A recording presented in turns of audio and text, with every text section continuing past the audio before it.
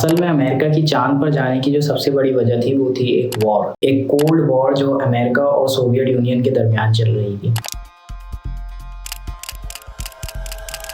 दोनों मुल्कों के दरमियान स्पेस में जाने की जंग चल रही थी। साल 1957 में सोवियत पहला मुल्क बन जाता है अपनी आर्टिफिशियल सैटेलाइट को स्पेस में भेजने वाला। इसका नाम होता है स्पुतनिक। ये देखकर अमेरिकन गवर्नमेंट हैरान रह जाती है कि सोवियत उनसे आगे कैसे निकल गए। इसके कुछ ही महीनों बाद साल 1958 में अमेरिका भी अपनी आर्टिफिशियल सैटेलाइट लॉन्च करता है एक्सप्लोरर। लेकिन सिर्फ 3 साल बाद सोवियत की तरफ से अमेरिका को एक और बड़ा तोहफा मिलता है। यूरी गगारिन, सोवियत एस्ट्रोनॉट, पहले इंसान बन जाते हैं स्पेस में जाने वाले।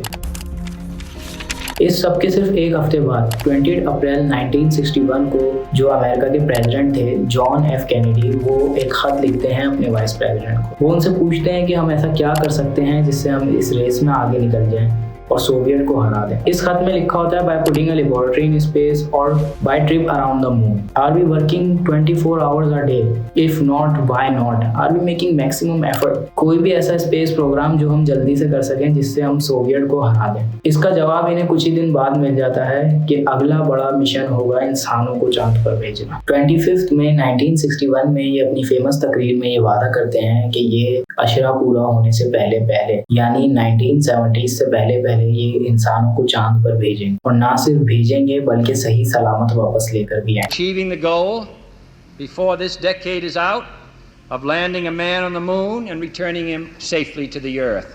बहुत सारे लोग ये सुनकर हैरान रह जाते हैं। साल 1961 को इमेजिन करो, कोई मोबाइल फोन नहीं था, कोई इंटरनेट नहीं था और जीपीएस टेक्नोलॉजी भी नहीं, और कंप्यूटर भी काफी ज्यादा पुराने, और ऐसे जमाने में ये वादा कर रहे हैं इंसानों को चांद पर भेजने। इसके लिए ये अगले 5 सालों में 7 से 9 बिलियन डॉलर की एडिशनल फंडिंग करते हैं स्पेस एजेंसी को, और फिर पूरी की पूरी स्पेस एजेंसी इस एक मकसद को पूरा करने के लिए काम पर लग जाती है। और कुछ ही टाइम के बाद टेस्टिंग भी शुरू हो जाती है। सबसे पहले ये उन रॉकेट्स की टेस्टिंग करते हैं जिनका इस्तेमाल करेंगे दुनिया से बाहर निकलने की। उसके बाद टेस्टिंग करी जाती है कमांड मॉड्यूल की हीट शील्ड कि वो कितना गर्मी से बचा, सर्विस मॉड्यूल की प्रोपल्शन की। 1963 से लेके 1967 तक कई सारे टेस्ट किए जाते हैं, और ये सारे के सारे अनमैन्ड होते हैं, यानी कि कोई इंसान नहीं बैठे होते रॉकेटों के अंदर।